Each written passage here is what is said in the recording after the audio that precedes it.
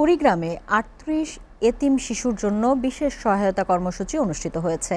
জাতীয় মানবিক উন্নয়ন সংস্থা ইমপ্যাক্ট ইনিশিয়েটিভের অরফান কেয়ার প্রোগ্রামের আওতায় শিশুদের খাদ্য, শিক্ষা উপকরণ ও খেলাধুলার সামগ্রী বিতরণ করা হয়।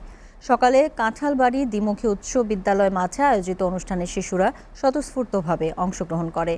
ইমপ্যাক্ট ইনিশিয়েটিভের প্রোগ্রাম অফিসার আবদুল্লাহ শাহিন বলেন, অরফান কেয়ার প্রোগ্রামের আওতায় শিশুদের বছরে 4 বার খাদ্য সামগ্রী, শিক্ষা উপকরণ, টিউশন ফি, শিক্ষা সফর, হাইজিন প্যাক এবং 2 বার নতুন পোশাক প্রদান করা হয়। এই কার্যক্রমে দাতা সংস্থা মা ইন্টারন্যাশনালের সহায়তায় ইমপ্যাক্ট ইনিশিয়েটিভ সারা দেশে প্রায় 400 এতিম শিশুকে সহায়তা প্রদান করে আসছে।